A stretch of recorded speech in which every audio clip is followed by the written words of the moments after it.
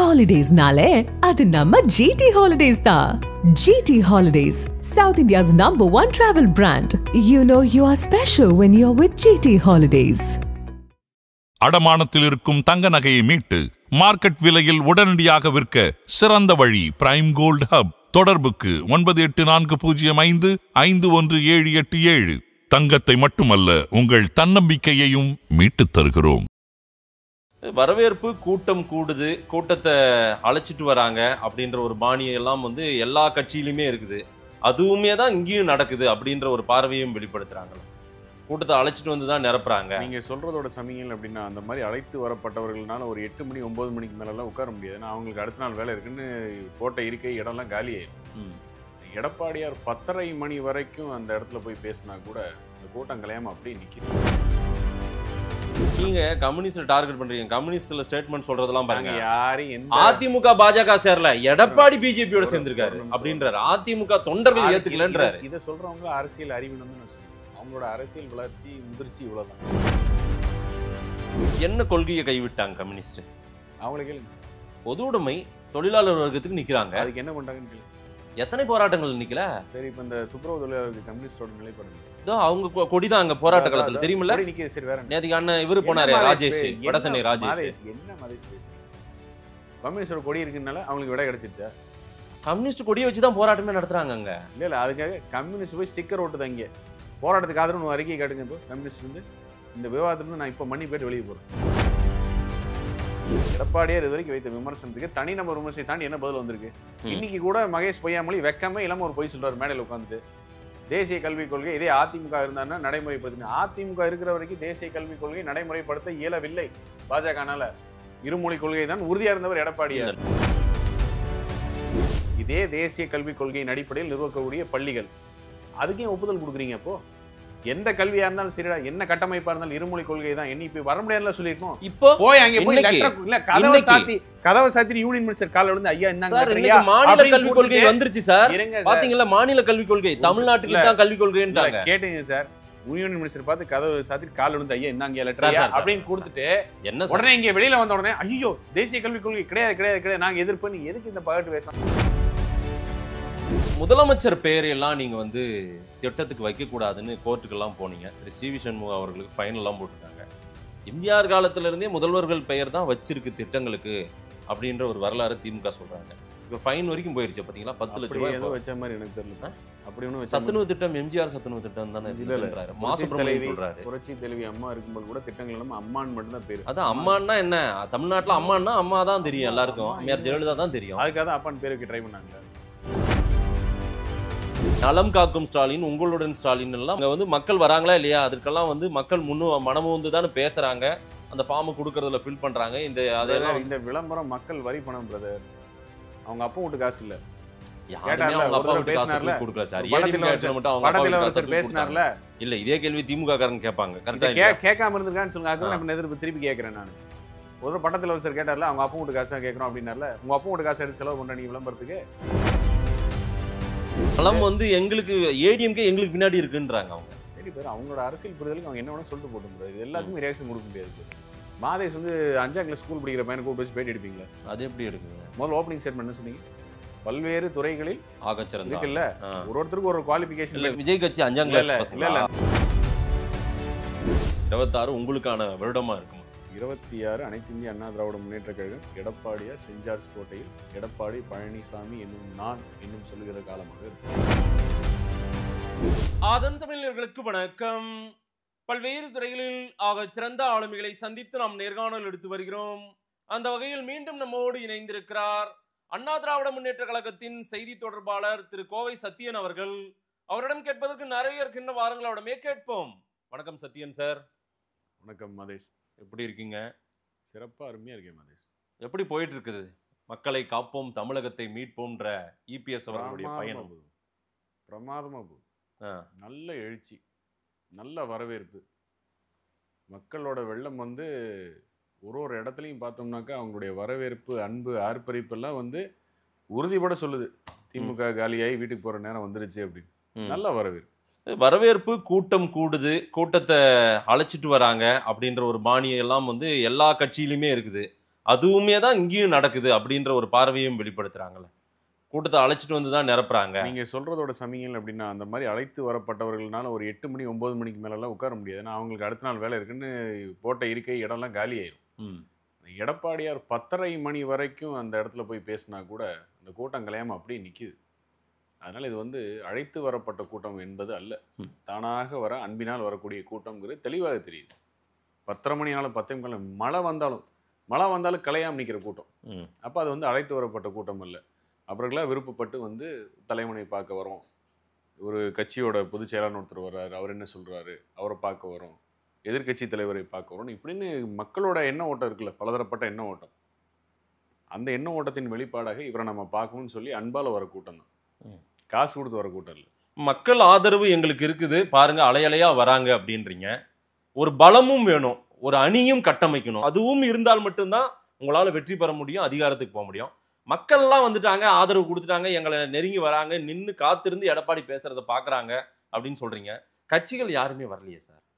இது வந்து ஒரு திணிக்கப்பட்ட கட்டமைப்பு. இது ஒரு பலமான அணி வேணும், அப்போதான் எதிர்க்க முடியும் அப்படின்னு. முதலாவது நம்மளுடைய எதிரி யாரு? நம்மளுடைய எதிரி திமுக. அந்த திமுகனால தனியா நிக்க முடியுமான்னு கேட்டா இல்ல. அவங்க கூட்டணி தயவு கண்டிப்பா தேவை. கூட்டணி இல்லாம திமுக காலி.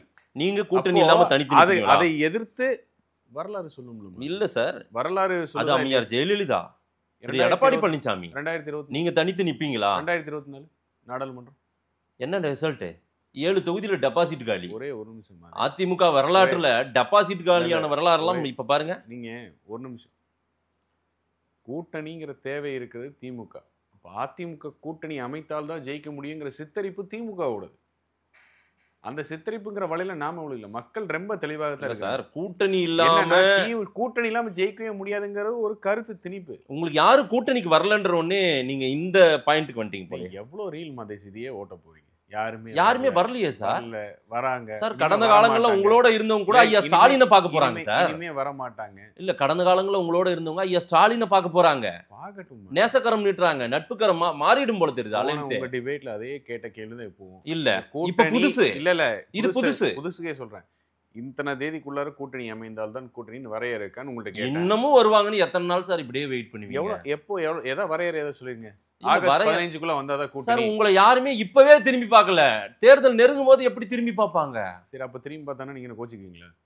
நான் கோச்சிக்க மாட்டீங்கல்ல. மாட்டேன். அப்ப அதான் பதில் சார். ஒரு ஜெல் ஆகணும், ஒரு ஒற்றுமை வேணும், ஒரு பயணத்துக்கு எல்லாருமே ஒரு நட்புணர்வோடு இருக்கணும். அனைத்து இந்திய அண்ணா திராவிட முன்னேற்ற கழகம் எடப்பாடியார் தலைமையில் தான் வந்து கட்சிகள் இணைகிறார்கள். அப்போ இங்க இருக்கக்கூடிய பலம், இங்க இருக்கக்கூடிய கட்டமைப்பு தான் அவர்களுக்கு வந்து உதவ போகுது. அவர்களுக்கும் களத்துல அதுதான் கை கொடுக்க போகுது. அதை தெரிஞ்சுதான் வராங்க கூட்டணி அப்படிங்கிறது, அதை தெரிஞ்சுதான் வராங்க. அதனால ஜெல் ஆகணும், சேரணும் அப்படிங்கிறதெல்லாம் கிடையாது. எத்தனை பேர் வராங்க, அது எத்தனை பேர் இரட்டை இலையில நிக்க போகிறார்கள், என்ன தொகுதிங்கிற மட்டும் தான் முடிவு பண்ண வேண்டிய வேலை மட்டும்தான் மிச்சம். இவ்வளவுதான் நடக்க போகுது. அது நடந்து முடிகிற கூட கால சொல்லுங்கிறது ஜனவரி பிப்ரவரி தான் நடந்து முடியும். ஜனவரி மாசம் தான் அது முடியும். அப்போ உங்களுக்கு தெரிய போகுது. இப்பவே வரல, ஏன் வரல? ஜெல் ஆகணும். நம்ம என்ன கல்யாணத்துக்கு சம்பந்தமா பேசுறோம்? கால சூழலுக்கு ஏற்றாது போல் அமைவது கூட்டணி. இல்ல, கடைசி நேரத்துல அதிமுக பஸ்ல ஏறுறவங்க எல்லாருக்கும் அவங்களுக்கு சீட்டு கிடைக்குமா, உட்கார முடியுமா, சரியா போய் அந்த இடத்துக்கு சேர முடியுமா அப்படின்னு எல்லாம் தெரியாது இல்ல. நமக்கே பஸ் கடைசி நேரத்துல ஓடி போய் பஸ் ஏறுறவங்க ஒரு பதட்டத்தோட தான் இருக்க முடியும். ஆமா தானே? அப்படி இல்ல, ஐயோ இலக்குக்கு ஃபர்ஸ்டா போற பஸ்ஸை நம்ம விட்டுற போறோமேன்னு வந்து ஏறுறவங்க தான் கடைசி நேரத்துல வருவாங்க. என்ன, அந்த பஸ்ஸை விட்டுட்டோமே இந்த பஸ்ல ஏறது கிடையாது. அதிமுக நீங்க சொல்ற மாதிரி வரவங்க என்ன, இதுதான் இலக்க போய் சேர போகுது, இந்த பஸ்ஸை விட்டோம்னா நம்ம இலக்குக்கு போக முடியாது, வெற்றிக்கு போற பஸ் இதுதான் சொல்லி ஓடி வரவங்க கடைசி நேரத்துல வரத்தான் செய்வாங்க. ஆனா உங்க பஸ்ல யாருமே ஏறலையே சார். எடப்பாடி பஸ்ஸை விமர்சனம் பண்றாங்க. அப்படிதான் பண்ணுவாங்க சார். கால சூழல் அரசியல்னா அப்படிதான் இருக்கும். வரவே மாட்டாங்கன்னு உன்னால உத்தரவாதம் கொடுக்க முடியுமா? முடியாது. இந்த பஸ் காலியா தான் போகுதுன்னு உன்னால சொல்ல முடியுமா? முடியாது.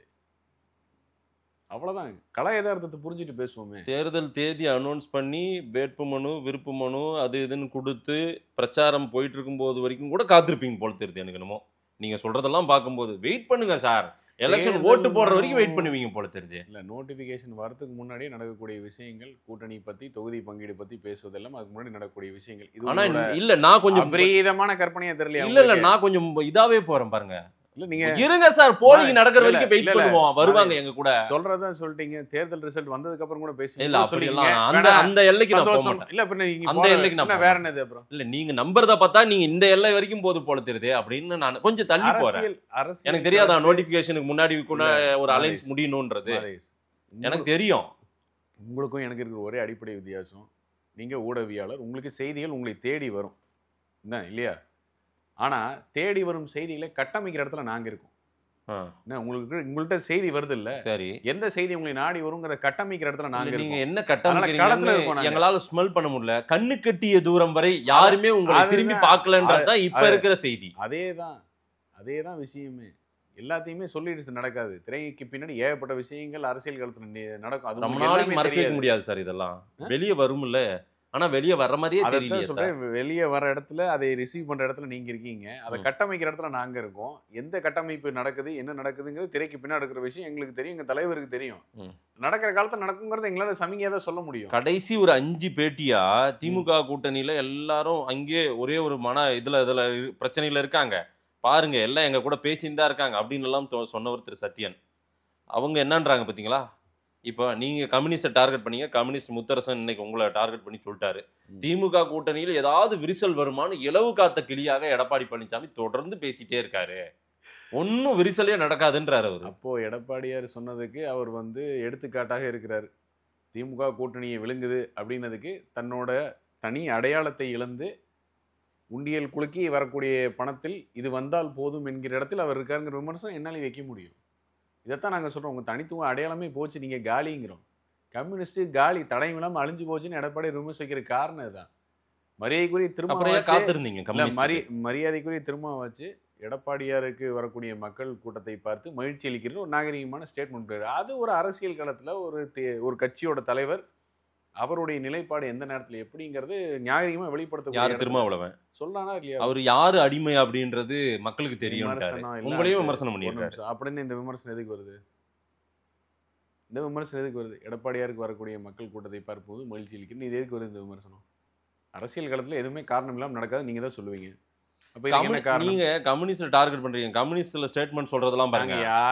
அதிமுக பாஜக சேரல, எடப்பாடி பிஜேபியோட சேர்ந்திருக்காரு அப்படின்றாரு. அதிமுக தொண்டர்கள் ஏத்துக்கலன்றாரு. இதை சொல்றவங்க அரசியல் அறிவினம் தான் நான் சொல்லுவேன். அவங்களோட அரசியல் வளர்ச்சி முதிர்ச்சி இவ்வளவுதான்.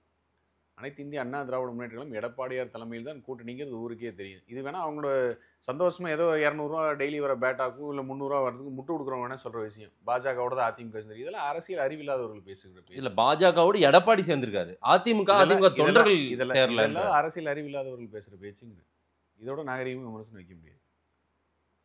உண்மையாக அரசியல் பண்பு இருப்பவர்கள், அரசியல் மாண்பு இருப்பவர்கள் வைக்கக்கூடிய விமர்சனம் தாக்கம் ஏற்படுத்தக்கூடிய விமர்சனமா இருக்கணும். இழிவுபடுத்துவதாகவோ இல்ல மத்தவங்களுக்கு வேணும் மட்டம் தட்டுற மாதிரி பேசினா அது அவருடைய பலவீனம். இல்ல சார், அவங்கள நீங்க அடிமைன்றீங்க. எப்பவுமே இந்த மாதிரி விமர்சனம் வைப்பவர்கள் அவரோட பலவீனத்தை வெளிப்படுத்துறாங்க. அவங்க பலவீனத்தை இப்படிதான் வெளிப்படுத்துறாங்க. பலம் அதுதான் நிக்கிறாங்க, ஒரு புள்ளியில் நிக்கிறாங்க. அவங்கள கூப்பிட்டு பாத்தீங்க, நீங்க எந்தெந்த ரூட்லயோ எந்தெந்த வடிவத்திலயோ எந்தெந்த ஸ்டேட்மெண்ட்டோ சொல்லி பாத்தீங்க, அவங்க வரலன்றாங்க, அங்கேயே இருக்குன்றாங்க. அப்புறம் ஏன் வரலன்னு ஒண்ணு விரக்தியில எங்களை போய் திமுக விழுங்குதுன்றதும் எங்களை அடிமைன்றதும், அடிமை யாருன்றது தமிழ்நாட்டுக்கு தெரியும்னு அவங்க இப்ப பேசுறாங்க. அடிப்படை என்னன்னா, இதே விமர்சனத்தை வைக்காதவர்கள் கிடையாது, அவர்களும் அதே விமர்சனம் தான் வச்சாங்க. அதிமுக பாஜகவின் அடிமைன்னு விமர்சனம் வைக்காம இருக்காங்களே, வச்சவங்க தானே. சரி, இன்னமும் வச்சுக்கிட்டு தானே இருக்காங்க. பாஜக அதிமுக விழுங்கிருன்னு வைக்கிறாங்கல்ல, அவங்களுக்கு எதுக்கு இந்த கட்சியின் மேல அக்கறை? அப்ப அந்த கேள்வி கேட்கிறோம். இதே விமர்சனம் திருப்பி வச்சா எதுக்கு பதறாங்க? பதறல சார், நீங்க என்ன போராட்டம் நடத்துனீங்கன்னு கேக்குறீங்க. உங்களோட சித்தரிப்புல அது பதற்றம் கிடையாது, அது அழுத்தம் கிடையாது.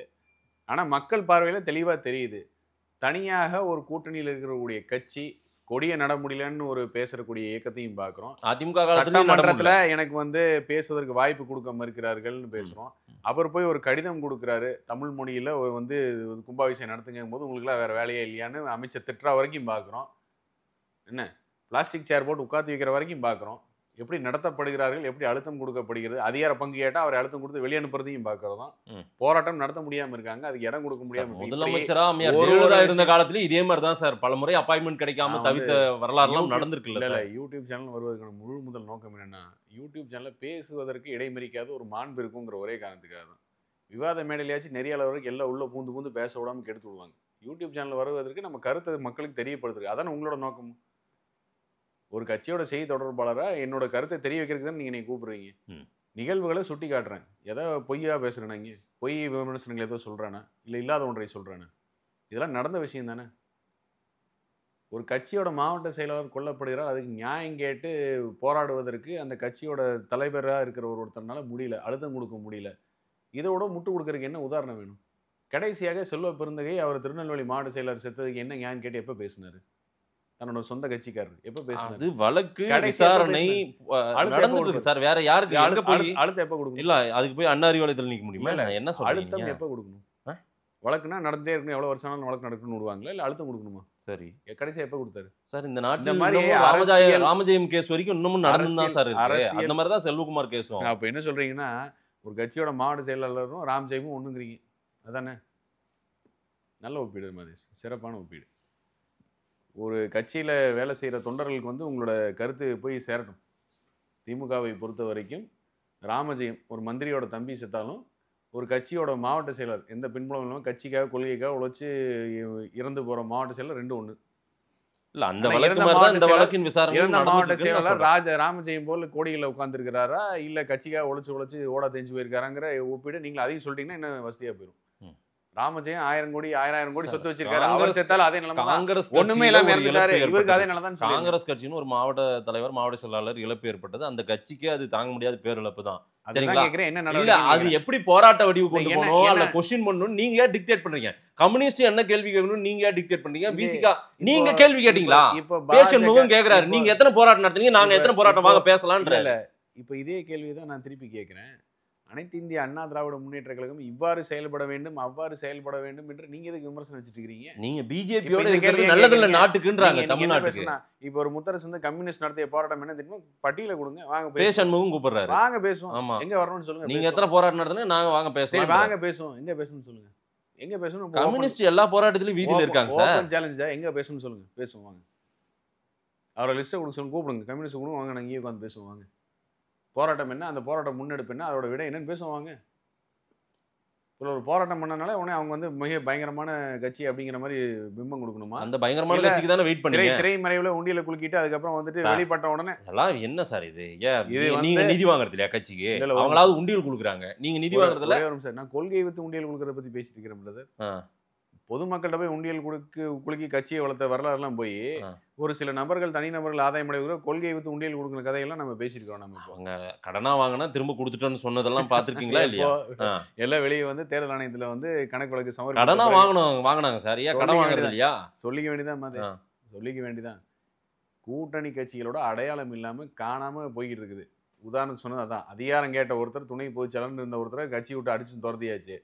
இன்னொருத்தர் வந்து கட்சியில உள்ளடி குழப்பம் பண்ணுங்கிறக்க சென்னையில இடம் கொடுத்து அவர் போன்ற போராட்டத்துக்கு பின்னாடி வந்து நிக்கிறீங்க. யாரு? காவல் மல்லை சத்யா வரைக்கும் நிக்கிறீங்க சார். மல்லை சத்யா அவருடைய உரிமைக்காக நிக்கிறாரு. யாரு? அவங்க கட்சியில ஒரு பிரச்சனை இன்னமும் அவர் அளவில் இருக்காரு. அந்த பிரச்சனைக்கு பொது இடத்துல வந்து உண்ணாநிலைன்னு சொல்லி நடத்தணுங்கிறதுக்கு இடம் கொடுத்து காவலர்லையும் நிக்க வச்சு தமிழ்நாட்டுல யாரு போராட்டம் நடத்தவும் அனுமதி இருக்கு சார். இதே மக்கள் போராட்டம். ஆமா, யார் போராட்டம் நடத்தவும் அனுமதி உண்டு. யார் போராட்டம் நடத்தவும் அனுமதி உண்டு. அப்படியே மதேசில வழக்காடு மன்றத்தில் போய் நின்று அனுமதி வாங்கிட்டு வராங்க. ஏன் மதேசில வழக்காடு மன்றத்துக்கு தான் போறாங்க? நாங்க கூட வழக்காடு மன்றத்துக்கு போய் தான் வாங்கிட்டு வரோம் அனுமதி. எங்க பாஜக கட்சி கூட கூட்டணி நிற்கிற கட்சி கூட எல்லாம் அனுமதி வந்து வழக்காடு மன்றத்துக்கு தான் போறோம். அது ஏன் இப்போ இல்ல மல்லை சத்யா அது மதிமுக பிரச்சனை, இதுல எங்க திமுக ரோல் இருக்கு? மதிமுக பிரச்சனையும் பொது இடத்துல இடம் கொடுத்து காவலரையும் துணிக்கு நிக்க வச்சு பின்னாடியே போராட்டம் நடத்தக்கூடிய இடத்த கொடுக்குறாங்க. மாதேஷ் இல்ல சார், போராட்டம் நடத்தலாமா வேணாமா? தமிழ்நாட்டுல அரசியல் தெரிஞ்ச சாமானியர் கூட தெரியுது திமுக எத்தனை உள்ளடி வேலை பார்த்து கட்சியை பலவீனப்படுத்தி இருக்கு கூட்டணியில வந்தவங்களேன்னு. சரி, இப்படி எல்லாம் சொன்னா கூட உங்களை திரும்பி பாக்குற மாதிரி அவங்க இல்ல சார். திரும்பி பாக்கணுங்கிறக்கான சொல்ல மாதிரி துரோகத்தின் உருவமான எடப்பாடி பழனிசாமியோட எங்களுக்கு என்ன வேலை? அவரு எங்களை பத்தி பேசலாமான்னு கேக்குறாரு. ஒரே ஒரு நிமிஷம் மாதேஷ், முத்தரசன், இது வந்து உண்மையை சொல்லுவதற்கு எந்த தயக்கமும் இல்லை. நம்மளுக்கு உண்மையை தான் சொல்கிறோமே ஒழிய இதை இவரை குறிவைத்து பேசுகிறோம் அவரை குறிவைத்து பேசுகிறோம்ங்கிறல. அந்த கூட இருக்கு சாமரம் வீசுகிறவர்கள் தான் எங்களை பற்றி மலிவு விமர்சனம் வைக்கிறாங்க. அந்த மலிவு விமர்சனம் வைக்கும்போது கூட நாகரிகமாக உங்களுக்கு பதிலடி கொடுக்குறோம். நீ எதற்காக அரசியல் களத்தில் நிற்கிறீங்களோ அதில் கூட உங்களுக்கு வந்து தகுதி இல்லாமல் இப்போ இழந்து நிற்கிறீங்களே, உங்களால ஒரு குரல் கூட மக்களுக்காக கொடுக்க முடியலங்கிறத விமர்சனம். அவங்க வரலன்ற கோவத்துல நீங்க அடுத்து ரைட் இதுக்கு மேல அவங்கள விமர்சிக்காம இருக்க முடியாது. இது வரைக்கும் நீங்க விமர்சனம் பண்ணாம இருந்தீங்க, அமைதி காத்தீங்க. இனி கூப்பிட்டு பார்த்தோம் வரலப்பா, இனி அட்டாக் பண்ணுவோம் அப்படின்ட்டு கம்யூனிஸ்ட் விசிகாவை எல்லாம் அட்டாக் பண்ண ஆரம்பிக்கிறீங்க. அதான உங்களுடைய பார்வை? இது என்ன உங்க அரசியல்? அதாவது அவர்கள் விமர்சனம் வைக்கும் பொழுது நாங்க பேசாம இருந்தா கூட சரி, ஆனா நாங்க திருப்பி எதிர்மறை விமர்சனம் வச்ச உடனே எதுக்கு எல்லாம் இப்படி எல்லாம் வருது, கூப்பிட்டோம் வரல அதனால கோச்சிக்கிறாங்க இது என்ன குடும்ப சண்டையாது? அது ஒரு அரசியல் இயக்குங்க, அவங்களுக்குன்னு ஒரு கொள்கை இருக்கு, மக்கள் மன்றத்துல இருக்காங்க, விமர்சனம் வைக்கிறது நாகரிகமாவோடு அவங்க அலைன்ஸ்ல இருக்காங்க, எல்லா உரிமையும் கேட்கறாங்க, இருந்துட்டு போட்டுங்க. என்ன விடைங்கிறதா மேட்டர் இல்ல. இப்ப நாங்க அலைன்ஸ் இருக்கோம், பாஜக அலைன்ஸ் இருக்கோங்கிறதுக்கு நீங்க விமர்சனம் வைக்கிறீங்களா? அதுக்குன்னு எதிர்மறை விமர்சனம் வைக்க கூடாதா? இதான் அரசியல் பண்பாடா? அரசியல் கிளம்புனா இப்படிதான் இருக்குமா? ஒரு உண்மையை தானே சொல்றோம், பொய்யா சொல்றோம். என்ன கொள்கையை கைவிட்டாங்க கம்யூனிஸ்ட்? அவங்கள கேளுங்க. நீங்க தானுங்க இபிஎஸ் தானே சொல்றாரு. கொள்கை என்னன்னு கேளுங்க, கம்யூனிஸ்ட் கொள்கை என்னன்னு கேளுங்க. பொது உடைமை தொழிலாளர் வர்க்கத்துக்கு நிக்கிறாங்க, அதுக்கு என்ன பண்றாங்கன்னு கேளுங்க. எத்தனை போராட்டங்கள் நிக்கல? சரி, இப்ப இந்த துப்புரவு தொழிலாளருக்கு கம்யூனிஸ்டோட நிலைப்பாடு என்ன? அவங்க கொடிதான் அங்க போராட்ட காலத்துல தெரியுமில்ல. சரி, வேற நேத்துக்கு அண்ணன் இவரு போனாரு, ராஜேஷ், வடசென்னை ராஜேஷ். என்ன மதேஷ் பேசுறீங்க? கம்யூனிஸ்டோட கொடி இருக்குனால அவங்களுக்கு விட கிடைச்சிருச்சா? கம்யூனிஸ்ட் கொடியை வச்சுதான் போராட்டமே நடத்துறாங்க அங்க. இல்ல அதுக்காக கம்யூனிஸ்ட் போய் ஸ்டிக்கர் ஓட்டுதான் இங்க. போராட்டத்துக்கு ஆதரவு அறிக்கை காட்டுங்க. இப்போ கம்யூனிஸ்ட் இருந்து இந்த விவாதத்திலிருந்து நான் இப்ப மண்ணி போயிட்டு வெளியே போறேன். துப்புரவு தொழிலாளருடைய போராட்டத்துக்கு கம்யூனிஸ்ட் முழு ஆதரவு ஒரு ஸ்டேட்மெண்ட் காட்டுங்க சார். எளிய மக்களுக்காக நிக்கிறவங்க தான் சார். இல்ல இது இப்ப நம்ம சீரியஸா சிவப்பு துண்டு போட்டுக்கிட்டு இது வரைக்கும் சீரியஸா பேசுவோம். ஒரு அறிக்கை காட்டுங்க கம்யூனிஸ்டோட. உடனடியா விரைந்து நடவடிக்கை எடுக்கணும்னு சொல்லியிருக்காங்கல்ல. நான் கேட்க சண்முகமும் முத்தரசனும் அதான் சொன்னாங்க. நான் கேட்டது இதற்கு எங்களுடைய ஆதரவுன்னு சொல்லி ஒரு ஸ்டேட்மெண்ட் காட்டுங்க. ஆமா சார், தொழிலாளர்களுக்கு தான் சார் நிப்பாங்க கம்யூனிஸ்ட். என்ன சார் எங்க நிக்கிறாங்கன்னு தான் கேட்கறேன். ஆதாரம் கொடுங்கன்னு கேட்கறேன். வெறும் ஸ்டேட்மெண்ட் கொடி நிக்குதுங்கிறீங்க, கொடி பறக்குதுங்கிறீங்க, ஆதரவுக்கு தான் நிப்பாங்க, பொது உடைமை தான் கொள்கை. நீங்க சொல்றதுக்கு எல்லாத்துக்கும் ஏற்றவர் கம்யூனிஸ்ட் நடந்திருக்காங்க. ஆதன்லயும் நியூஸ் போடுவோம், வடசென்னை ராஜேஷ் போயிருக்காரு அங்க, கேளுங்க கம்யூனிஸ்ட் கொடி இருந்துச்சா வேற எந்த கொடி இருந்துச்சுன்னு கேளுங்க. கொடி இருக்கிறனால அவங்களுக்கு ஆதரவு, நீங்க இப்ப ஆதரவு காட்டுங்க. பொது உடைமை என்பது கம்யூனிஸ்டின் கொள்கை, ஒத்துக்கிறேன். அவங்க சொல்ற கொள்கைப்படி நடக்கிறார்களா? கொடி பறக்கிறனால அவங்களுடைய ஆதரவு இருக்கான்னு ஆதரவு கொடுக்குன்னு கேட்குறேன். என்ன ஏடிஎம்கே இப்போ கம்யூனிஸ்டுக்கே கொள்கை பாடம் எடுக்கலாம்னு நினைக்கிறீங்களா? இப்படி இல்ல என்ன கொள்கைன்னு வச்சு மக்கள் மன்றத்தில் இருக்காங்களோ அதெல்லாம் மறந்துட்டு மக்கள்கிட்ட வெத்து சாயம் விளம்பரம் கொடுத்துட்டு அடிமைகளாக இருக்காங்க திமுகக்குங்கிறது விமர்சனம். இதான் உண்மை. இதே ஸ்டாலின், மு.க. ஸ்டாலின் எதிர்கட்சி தலைவராக இருக்கும் பொழுது துப்புரவு பணியாளர்களை நிரந்தர பணியாளர் ஆக்க வேண்டும் சொல்லி ஒரு அறிக்கை கொடுத்தாரா கொடுக்கலையா? கொடுத்தாருல. கொரோனா காலத்தில் பாடுபடுபவர்கள், உயிரை துச்சமனம் வைத்து பாடுபவர்கள், இவராலையும் நிரந்தர பணியாளர் அறிக்கை கொடுத்தாரா கொடுக்கல எதிர்கட்சி தலைவராக? இப்போ ஆளுங்கட்சி அதிகார அவர்கள் தானே இருக்கு. ஏன் தனியார்கிட்ட கொடுத்துட்டு கமிஷன் வாங்கிட்டு டீல் வாங்கிட்டு உட்காந்து இவங்களை நடு ரோட்டில் விடுறீங்க? அப்போ எதிர்கட்சி இருக்கும்போது ஸ்டாலினோட நிலைப்பாடு என்ன? ஆளுங்கட்சியை இருக்கும்போது அதிகாரம் கையில் இருக்கும்போது அதை பண்ணல அவர். ஏன் இப்படி 2000 குடும்பத்தில் நடு ரோட்டில் நிற்க விட்டு பரிதவிக்க விட்டுருக்காரு? தனியார் மயமாக்க வேண்டிய தேவை எங்கிருந்து வந்தது? ஏன்னா தனியார் மயமானதான் கமிஷன் வரும், காசு வரும். இப்போ குடும்பம் கொள்ளையடிக்கிறது மட்டும்தான் முக்கியம், கொள்ளையடிச்சு குடும்ப வளர்ச்சி மட்டும்தான் முக்கியம், மற்றவங்க யாரும் முக்கியம் இல்லைங்கிற வெளிப்பாடு இருக்கா இல்லையா? இதை பற்றி கமிஷனோட நிலைப்பாடு என்ன? கொடியை பறக்க விட்டாங்க அப்படின்னா மட்டும் உடனே ஆமா அவங்களுக்கு ஆதரவு அர்த்தமா? மாதேஷ், ஒரு அடிப்படை தெரியணும் மாதேஷ். எதுக்காக அரசியல் இயக்கம் நடத்துறாங்களோ, எதுக்காக மக்கள் மன்றத்தில் இருக்காங்களோ, மக்கள் இயக்கமா இருக்காங்களோ, அதோட நோக்கமே நிறைவேறலங்கிறது ஒரு நாகரிக விமர்சனம். அவங்களை பத்தி ஒரு அக்கறைக்கான விமர்சனம். நீங்க மட்டும் தான் மக்கள் பக்கம் நிக்கிறீங்க, கம்யூனிஸ்ட் மக்கள் பக்கம் நிக்கல, விசிகா மக்கள் பக்கம் விமர்சனம் இல்லங்கறத விமர்சனம். என்ன சார் இது? அவங்கள கூட்டணிக்கு அழைக்கும் போதெல்லாம் உங்களுக்கு அவங்க மக்கள் பக்கம் நின்னதா உங்களுக்கு தெரிஞ்சதா? ஓபன் ஸ்டேட்மெண்ட் எல்லாம் விட்டாரல இபிஎஸ். மாதேஷ், ஒரே ஒரு நிமிஷம். திமுகவை வீழ்த்த வேண்டும் என்றும் எண்ணம் இருப்பவர்கள் அனைவரும் ஒற்றை புள்ளியில் இணைப்ப வேண்டும், இதுதான் அழைப்பு. அவ்வளவுதான். அவர்களுக்கு என்னைக்கு திமுக வீழ்த்த வேண்டும் என்கின்ற எண்ணம் வருகிறதோ வரப்போறாங்க, இவ்வளவுதான். ஏன் கூப்பிட்டார் உடனே அவங்க வரல? முதல்ல அவங்க புரியட்டும். தொலைச்சாச்சு, போய் அடையாளம் எல்லாம் முடிஞ்சு, மக்கள் மன்றத்திலையும் மரியாதை எல்லாம் போச்சுங்கிறது தெரியட்டும், முதல்ல உணரட்டும். அது எவர் உணர்வாங்க? அடையாளத்தோட யார் உணர்வாங்கன்னா, கொள்கையை மனதில் ஏந்தி சமரசம் செய்யாம சுயநலம் பார்க்காமல் மக்கள் நலன் யாருக்கு உண்மையான தலைவனுக்கு அந்த அக்கறை இருக்கோ அவங்களுக்கு வரும். 4 கட்சி தாண்டி வந்து ஒருத்தர் கட்சியோட தலைவரா போட்டு கட்சிக்கான செத்தாலே வாயை மூட்டு மௌனியா இருந்தா இப்படிதான் கட்சியும் காணாம போகும், தொடர்களும் காணாம போகணும். மோடியா லேடியான்னு கேட்டவங்க சரி பிஜேபியோடன் எந்த காலத்திலும் கூட்டணி கிடையாதுன்னு சொன்னவர் அம்மையார் ஜெயலலிதா. அந்த கட்சி அவங்க கேக்குறாங்க, உங்க கொள்கை என்ன? நீங்க இந்துத்துவாவையும் அதே மதவாத கட்சிகளோடையும் இந்த தமிழ்நாட்டுல வளர வைக்க நீங்க உங்க பின்னாடி அவங்க வந்துட்டு இருக்காங்களே, அது தெரியலையா அப்படின்னு கேக்குறாங்க. மதவாத கட்சின்னு சொல்ற உங்களுடைய விமர்சனத்துக்கு பதிலடி பாஜக கொடுத்துட்டு போறோம். அதுக்கு நான் சொல்லுவேன், எங்களுடைய கட்சி ஒன்றே. நீங்க கொள்கையை அவங்கள கேள்வி கேக்குறீங்களா? உங்க கொள்கை என்ன? இதுதான் கொள்கையா? எங்க தலைமையில் கூட்டணிங்கும் பொழுது நாங்க என்ன சொல்றோமோ அதான் பிரதர் ஃபைனல். திமுக தலைமையில் கூட்டணிங்கும் போது சமூக நீதி கோட்பாடு வந்து அந்த கூட்டணி கட்சிகளுக்கும் பொருந்துமா பொருந்தாதா? ஆமா, பொருந்துமா பொருந்தாதா? ஆமா சார். அப்புறம் எங்க தலைமையில் கூட்டணி ஒன்றே குலம் ஒருவனே தேவன் ஒரு கொள்கையில் ஒன்றா இருக்கும்போது அப்ப அந்த கூட்டணி கட்சிக்கு பொருந்துமா பொருந்தாதா? இது என்ன நியாயமா இருக்கு? திமுகவுக்கு வந்தா ரத்தம், எங்களுக்கு வந்தா தக்காளி சட்னியா? நாங்க தான் பிரதர், எடப்பாடியா தான் தலைமை கூட்டணிக்கு. எங்க கொள்கை தான் முன்னாடி நிக்குது. நாங்க இங்க என்ன சொல்றோமோ அதான் நடக்க போகுது. சார் கம்யூனிஸ்ட் எல்லா மக்கள் நல போராட்டங்களும் நாங்க நிக்கிறோம்ன்றார் முத்தரசனுடைய அறிக்கையில தெளிவா சொல்றாங்க. ஏன் கம்யூனிஸ்ட் வெளியே வர மாட்டீங்க? நான் ஆமா பேசியா நடக்கலன்றேன். துரோகத்தின் உருவமாக வாழும் எடப்பாடி பழனிசாமி எங்களை பத்தி எல்லாம் பேசுறாரு. கம்யூனிஸ்ட் துரோகம் பண்றாரா? 25 கோடிக்கு மேல கேட்டு கொடுக்காம துரோகம் பண்றாரா? இது தனி. எப்ப நீங்க அத இருந்து வெளியே வர போறீங்க? எத்தனை தடவை பதிவு பண்ணுவீங்க? இல்ல சார் உங்க கட்சி யார்கிட்டயும் நீங்க நிதி வாங்குறது இல்லையா? நிதி வாங்காம கட்சி நடத்துறீங்க. எத்தனை தடவை சும்மா அடிமை அடிமை அடிமை துரோகி துரோகி எத்தனை தடவை படம் கொடுத்துட்டே இருப்பீங்க? அப்படி என்ன துரோகம் பண்ணிட்டாரு? அப்படி என்ன அடிமைத்தனம் அடிமை சாசனம் நாங்க என்ன எழுதி கொடுத்துட்டோம்? அப்பா மகன் பேரன் கொள்ளு பேரன் சொல்லி ஜனநாயகத்தில் மன்னராட்சி நடத்துக்கும் அடிமை சாசனம் கொடுத்து பரமை கொத்திரிமையில உட்காந்துருக்காங்கிற விமர்சனம். அதுக்கு இன்னும் பதில் வரல. அதை பத்தியாச்சும் கம்யூனிஸ்ட் பேசுதா? உள்கட்சி ஜனநாயகமே இல்லாத கட்சியோட கூட்டணி வச்சிருக்காங்க. இந்த விமர்சனத்துக்குள்ள பதில் சொல்றது ஜனநாயகம் இல்லை, கருத்து சுதந்திரம் இல்லை, அதே போல கேள்வி கேட்க முடியல. நாங்க எதையும் வந்து குற்றச்சாட்டு வைக்காம நாங்க வந்து அமுக்கப்படுகிறோம் நசுக்கப்படுகிறோம்னு எங்கேயாவது சொன்னாங்களா? ஏன் என்னத்தையாவது பேசிட்டு இருக்கீங்க? இல்ல சார் அவங்க கருத்தை பதிவு பண்றாங்களா? பேசணும் சொன்னார்ல 95% நீங்க எங்க நிறைவேற்றினீங்க சொல்லுங்க. சரி நான் ஒண்ணு கேட்கிறேன். கேட்டாரா இல்லையா? இல்ல நான் ஒண்ணு கேட்கிறேன். வன்கொடுமை தடுப்பு சட்டத்துக்கு சட்டம் இயற்றுவதற்கு மாநில அரசிடம் கேட்டதற்கு திமுக பதில் அளிக்காது, வருத்தம் அளிக்கிறதுன்னு யார் சொன்னா?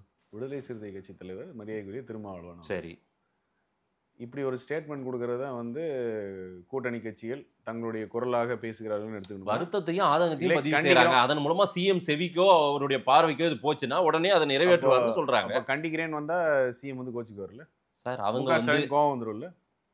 இல்ல அவங்க ஏன் கண்டிக்கணும்? கேட்கிற இடத்துல இருக்காங்க, கொடுக்குற இடத்துல அவங்க இருக்கணும்னு நினைக்கிறாங்க. கேட்கிற இடத்துல இருக்காங்க, கொடுக்குற இடத்துல இருக்காங்க. இப்ப என்ன கம்யூனிஸ்ட் கட்சியில கையேந்தி நிக்கணுமா? கூட்டணி கட்சியில கையேந்தி நிக்கணுமா? ஆட்சி அதிகாரத்தில் இருக்கும்போது கூட்டணிக்கு தரமான கையேந்தி கூட்டணி எப்படி எல்லாம் ட்ரீட் பண்ணீங்க சார்? அம்மையார் ஜெயலலிதா காலத்துல கூட்டணி எப்படி ட்ரீட் பண்ணீங்க? ட்ராக் மாறுது இல்ல சார், அவங்க கேக்குற கேள்வி நான் வைக்கிறேன். நான் கேக்குறேன். போயஸ் கார்டன் வாசல்ல வெளியே காத்திருந்த வரலாறு எல்லாம் இருக்கு சார். இதெல்லாம் பழைய வரலாறு. காத்திருந்த வரலாறு சரி, இப்ப ஏன் ட்ராக் மாறுதுன்னு கேக்குறேன். இதுக்கு எங்களுடைய கண்டனம் சொன்னா கோச்சுக்கு வர இல்ல அறிக்கை நீங்க எழுதி கொடுக்குறீங்களா இனிமேல்? இல்ல சார், திருமாவளவனுக்கும் கம்யூனிஸ்டுக்கும் அறிக்கை நீங்க எழுதி கொடுக்குறீங்களா? இப்ப இவ்வளவு நாள் என்ன நடக்குது? ஏன் எடப்பாடியார் அறிக்கை இப்படி கொடுத்தாரு? ஏன் எடப்பாடி அறிக்கை கொடுக்கல? நம்ம நீங்களே கொடுக்கறதா? அவர் நீங்க பிரதான எதிர்க்கட்சி சார். பிரதான எதிர்க்கட்சி சார். ஏன் இப்படி ஒரு கண்ணுல வெண்ணெய் இன்னொரு கண்ணுல சுண்ணாம்பு சுத்துறீங்க? பிரதான எதிர்க்கட்சி கேள்வி கேளுங்கன்றாங்க சார். கேட்ட கேள்வி இதுவரை கேட்ட கேள்வி எத்தனை விவாதமா போயிருக்கு? எத்தனைக்கு பதில் வந்திருக்குது? தனி நம்பர் விமர்சனத்தை தாண்டி என்ன பதில் வந்திருக்கு இது வரைக்கும்? எடப்பாடியார் இது வரைக்கும் வைத்த விமர்சனத்துக்கு தனி நபர் விமர்சனத்தை தாண்டி என்ன பதில் வந்திருக்கு? இன்னைக்கு கூட மகேஷ் பொய்யாமொழி வெக்கமே இல்லாம ஒரு பொய் சொல்றாரு மேடையில் உட்காந்துட்டு. தேசிய கல்விக் கொள்கை இதே அதிமுக இருந்தான்னா நடைமுறைப்படுத்தின. அதிமுக இருக்கிற வரைக்கும் தேசிய கல்விக் கொள்கை நடைமுறைப்படுத்த இயலவில்லை பாஜகனால. இருமொழி கொள்கை தான் உறுதியா இருந்தவர் எடப்பாடியார். 4 வருஷம் எடப்பாடி ஆட்சியில அவங்க நினைச்சதெல்லாம் சாதித்ததாக என்ன சாதிச்சாங்க? 2 விஷயம் சொல்ல நினைச்சதெல்லாம். பிஜேபி இவங்களை வந்து வச்சுக்கிட்டு இவங்களுக்கு அதிகாரத்துக்கு நீங்க உட்காந்துக்கோங்க, நாங்க என்னென்னலாம் செய்யணுமோ அதை செஞ்சாங்க. அந்த 4.5 ஆண்டு காலையில என்ன நினைச்சது சாதிச்சாங்க? 2 விஷயம். இன்னைக்கும் சிறுபான்மை மக்கள், கிறிஸ்துவ தலித் மக்கள், பட்டியல் சமூக மக்கள் உங்களை நம்பி ஓட்டு போடுறதுக்கு காரணமே நீங்க 4.5 வருஷம் கொஞ்சம் அவங்களோட ஹீல்ட் ஆயிட்டீங்க. இல்ல நீங்க மாறி மாறி போவாதீங்க. நான் மாறி மாறி போல அவங்க சொல்ற குற்றச்சாட்டை நான் அப்படியே கேள்வியா சொல்றேன். அப்ப அதை பேசி அதுக்கு ஒரு விடை தெரிஞ்சு அடுத்த கேள்விக்கு போவோம். 4.5 வருடம் பாஜகவுடன் கூட்டணி ஆட்சியில் இருந்து பாஜக என்ன சாதித்தது? சிஏஏவை ஆதரித்தீங்களா எதிர்த்தீங்களா நீங்க? சரி, ஏடிஎம்கே 2021 அறிக்கையில நாங்க வந்து பின்வாங்கணும்னு போட்டோமா இல்லையா? அதே சிஏஏ 2021 நடத்தி தீர்மானம் நிறைவேற்றிய பாஜகவின் தீர்மானம் என்னது? உதய் மின் திட்டம் கையெழுத்து போட்டதுனால தான் மின்சார கட்டணம் ஏற்றணும்னு பிரச்சாரம் வைக்கிறீங்கல்ல. அதே உதய் மின் திட்டத்தை கையெழுத்து போட்டு மின் கட்டணம் ஏற்றவே இல்லை எடப்பாடியார். அப்போ உங்களுக்கு ஒரு சட்டம் எங்களுக்கு ஒரு சட்டமா? எப்படி வரும் அது? ஏன் இப்படி இயலாமையும் முதுகெலுமையும் இல்லாத ஒரு தலைவர் வச்சுட்டு எதுக்கு இவ்வளவு முட்டு கொடுக்கணும்? எதுக்கு தேவையில்லாம அவதூறு பழியை போடணும்? உதய் மின் திட்டத்தை கையெழுத்து போட்டதுனால தான் நான் வந்து விலையேற்றுறேன்னு சொல்ற அதே மு.க. ஸ்டாலின் இப்ப எதுல இருக்காரு? எதிர்கட்சியா இருக்காரு. சரி சார், ஏத்த முடியாதவனால ஆனதை பாத்துக்கன்னு வீரம் பேசுறதுக்கு எவ்வளவு நேரம் போகுது? பண்ணி காமிக்க வேண்டியதானே. ஆனா அதே கூட்டணியில இருக்கும்போது நாங்க ஏத்தலையே, எடப்பாடி விலை ஏத்தல. மக்களே உணர்ந்ததுனாலதான் உங்களுக்கு ஓட்டு போட்டு அதிகாரத்துக்கு உட்கார வைக்காம திமுக உட்கார வச்சாங்க. ஒன்னொன்னா பேசுவோம். இல்ல அதுதான் என்இபி போய் மத்திய கல்வித்துறை அமைச்சரை பார்த்து பிஎம் ஸ்ரீ ஸ்கூல்ஸ் மாடல் ஸ்கூலை நிறுவுவதற்கு நாங்கள் முனைப்பு காட்டுகிறோம், ஒப்புக்கொள்கிறோம் சொல்ல முனைப்பு காட்டுகிறோம். பிஎம் ஸ்ரீ ஸ்கூல்ஸ்ங்கிறது என்ன? இதே தேசிய கல்விக் கொள்கையின் அடிப்படையில் நிறுவக்கூடிய பள்ளிகள். அதுக்கே ஒப்புதல் கொடுக்குறீங்க. அப்போ எந்த கல்வியா இருந்தாலும் சரிடா, என்ன கட்டமைப்பா இருந்தாலும் இருமொழி கொள்கை தான். என்இபி வர முடியாதுல சொல்லிருக்கோம். இப்போ போய் அங்க போய் இல்ல கதவை சாத்தி யூனியன் மினிஸ்டர் கால விழுந்து ஐயா இந்தாங்க மாநில கல்விக் கொள்கை வந்துருச்சு சார். பாத்தீங்களா மாநில கல்விக் கொள்கை தமிழ்நாட்டுக்கு தான் கல்விக் கொள்கைன்றாங்க. கேட்டீங்க சார், யூனியன் மினிஸ்டர் பார்த்து கதவு சாத்தி கால விழுந்து ஐயா இந்தாங்க லெட்டர் அப்படின்னு கொடுத்துட்டு உடனே இங்க வெளியில வந்த உடனே ஐயோ தேசிய கல்விக் கொள்கை கிடையாது நாங்க எதிர்ப்பு. எதுக்கு இந்த பகட்டு வேஷம்? அதுக்கு எதுக்கு இன்னைக்கு வந்து வெக்கமா இல்லாம ஒரு ஸ்டேட்மெண்ட்? அதிமுக தான் நடைமுறைப்படுது.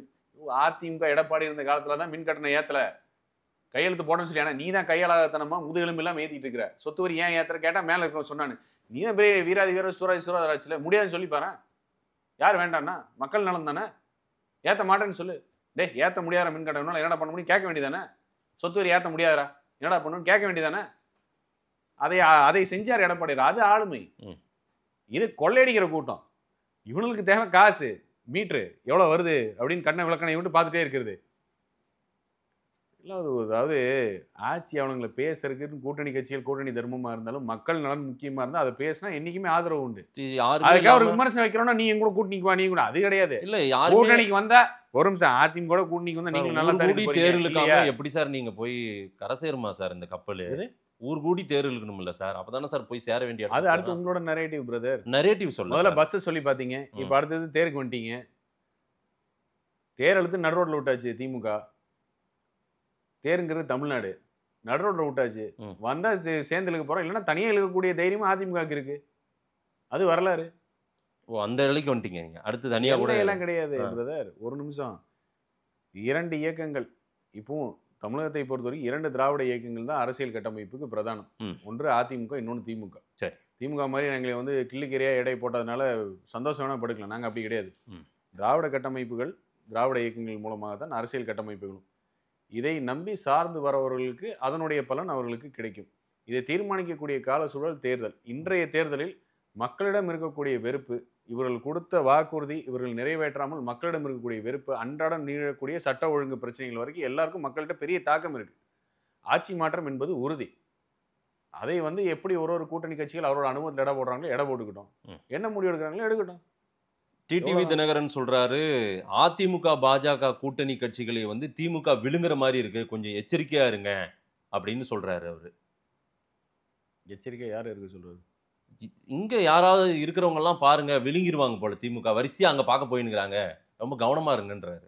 சரி, அதை எடப்பாடியார் பார்த்துக்குவாரு. இல்ல எடப்பாடியார் எதையும் பார்க்கலையே சார்.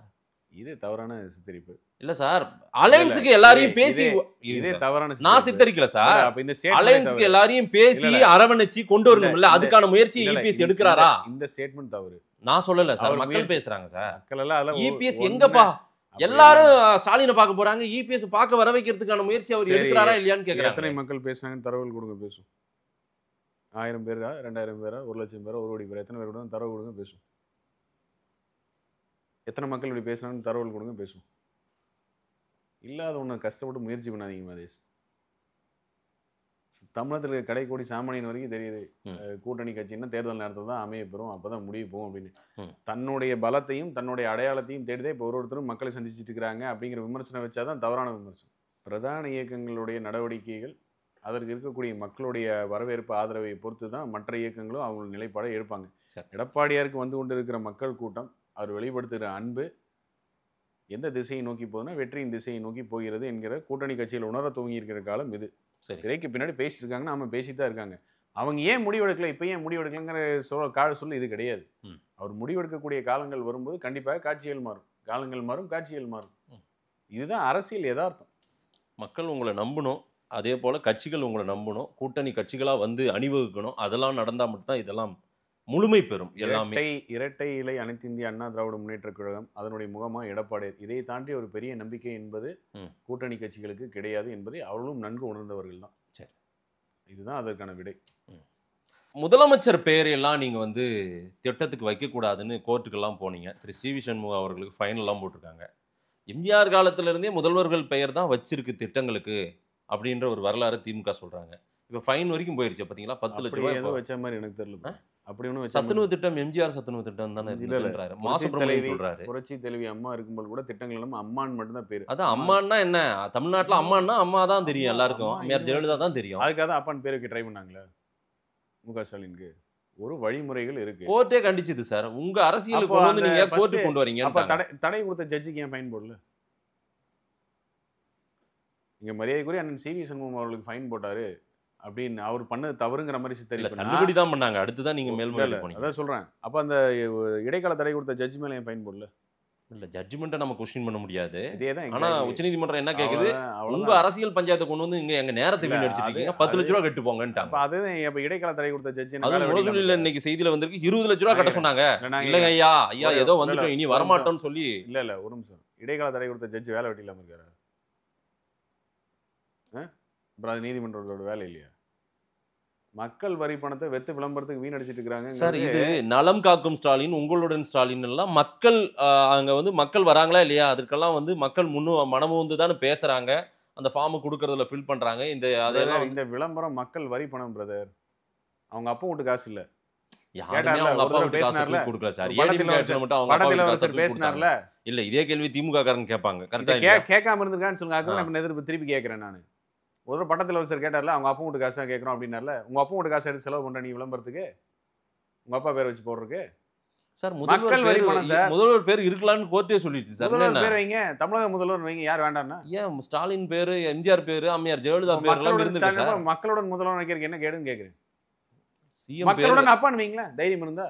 நீங்க தானே சொன்னீங்க மக்கள் தான், அவர் அப்பான்னு தான் அவங்க இது வைங்க, பிரபகண்டா வைங்க, பிரச்சாரத்துல வைங்க, மக்களுடன் அப்பான்னு வைங்க, வைங்க சார். தைரியம் இருந்தா வைங்க, வச்சு பாருங்களேன். மக்களுடன் அப்பா, உங்களுடன் அப்பா வைங்களா, யார் வேண்டாம்னா? அப்படிதான் சொல்லிட்டு இருக்காங்க. அவங்க சொல்லிட்டு இருக்காங்க, செய்ய சொல்லுங்கிறேன் நான். உங்க யூடியூப் சேனல் பார்த்தாலாச்சும் உரைக்குதான்னு பார்க்கலாம். செய்ய சொல்லுங்க, செஞ்சு பாருங்க என்ன ரியாக்ஷன் இருக்குன்னு பாருங்க. கோர்ட்டு குட்டி அமைச்சிருக்காங்க.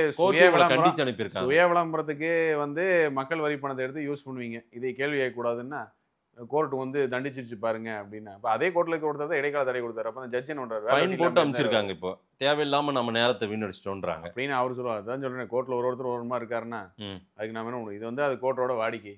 நாளைக்கு மேல்முறையை போய் பார்த்து வந்து ஒன்றும் இல்லை, உதாரணத்துக்கு சொல்லணும்னா எத்தனை ஜட்ஜ்மெண்ட் உச்சநீதிமன்றமே வந்து ஏன் வந்து இந்த கோர்ட் இந்த மாதிரி தீர்ப்பு கொடுத்து எங்களுக்கு ஆச்சரியமாக இருக்கிறதுன்னு வரலாறுலேயே இப்போதான் முதல் தடவையாக ஒரு ஜட்ஜி வந்து இனிமேல் நீ உட்காரவே உட்காராத, உனக்கு ஒரு சீனியர் கைடன்ஸ் கொடுப்பாரு, அவரோட சேர்ந்து நீ வேலை செய்யணும்னு கொடுத்த வரலாறு இப்போதான் இருக்குது தமிழ்நாட்டு இது இந்தியாவில்.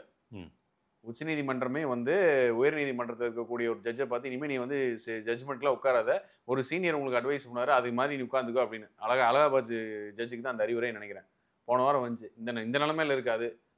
அதனால மக்களோட வரி பணத்தை ஒரு விளம்பரமா வைக்கிறதே ஒரு கேவலமான விஷயம்.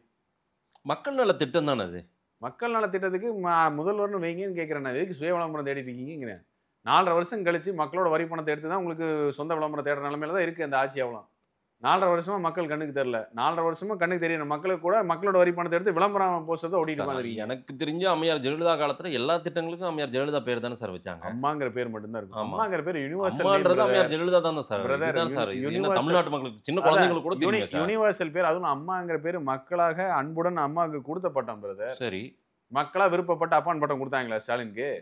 சார் இல்ல ஆளுங்கட்சி என்ன திட்டத்துக்கு என்ன பேர் வைக்கணும்ன்றத கூட நீங்களே வந்து முடிவு எடுங்க. பேரை நாங்க எதையுமே கேள்வி கேட்கல பிரதர். சரி, நீங்க அது கொடுக்குற விளம்பரத்தை மக்கள் நல திட்டம் அவ்வளவுதானே. அது மக்களுக்காக போய் சேர்றதானே. நீங்க கொடுக்குற விளம்பரத்தை தான் கேள்வி கேட்கிறோம் பிரதர். உனக்கு எதுக்கு அப்படி ஒரு சுய விளம்பரம் தேவை என்ன இருக்குன்னு கேட்கிறோம் மக்கள் வரி பணத்துல. இல்ல நீங்க எல்லாம் விளம்பரமே பண்ணாம நீங்க திட்டத்தை இது பண்ணீங்களா?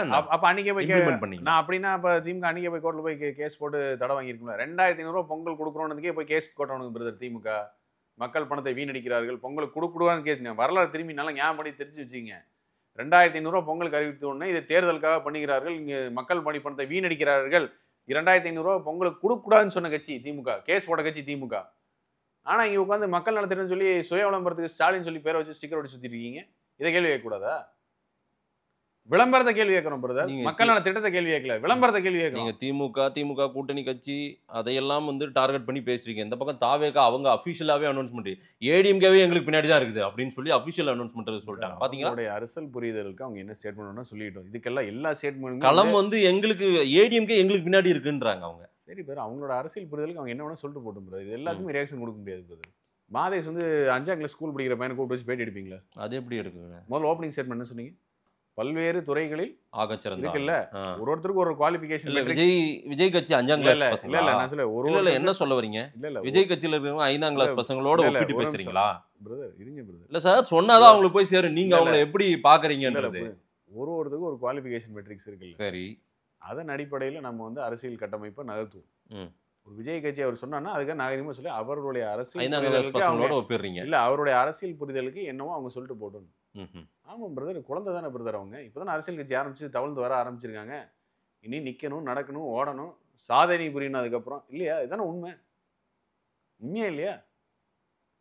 இப்படி எல்லாரையும் பகைச்சிக்கிட்டீங்கன்னா யாரும் வராம இது பகை இல்ல பிரதர். இது என்ன மதேஷ், ஏன் இப்படி ஆயிட்டீங்க? நான் சொல்லல மாறுதலா இருக்கு. இது பகை கிடையாது மதேஷ், இது அவங்களுக்கு கொடுக்குற காம்ப்ளிமெண்ட். இப்பதானே குழந்தை பிறந்திருக்கு, சரி இனி தவழணும், நடக்கணும், எந்திரிச்சிக்கணும், ஓடணும், நிறைய இருக்குல்ல மதேஷ். அதுக்கு வாழ்த்துக்கள் தானே சொல்றோம். ஓடட்டும், நிக்கட்டும், சாதனை புரியட்டும் தானே சொல்றோம். இப்படியே போயிட்டா 117 பிஜேபி நீங்களும் மட்டும் தான் நிக்கணும் போல தெரியுது சார், போற போக்க பார்த்தா. அப்போ அதற்கான சமிகைகள், அதற்கான சாத்தியக்கூறுகள் கிடையாது. வேணா உங்க சந்தோஷத்துக்கு வேணா அப்படி சொல்லிட்டீங்க. 117 பாஜக உங்க சந்தோஷத்துக்கு வேணா சொல்லிட்டீங்கன்னு எடுத்துக்கிறேன். இல்ல யாருமே வந்து சேரலன்னா அதான பண்ணி ஆகணும். உங்களுடைய கற்பனை எவ்வளவுக்கு வாழ்த்துக்கள். 26 உங்க வசமா இருக்குமா? சேர்ந்தாதான் ஜெயிக்கணுங்கிற வரலாறு அதிமுக கிடையாது.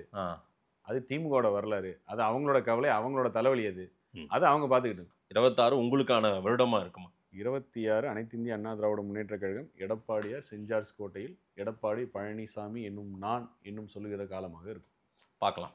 நேரில் வந்து நேரம் கொடுத்து பேசுங்க. நன்றி சத்யன் சார். நன்றி.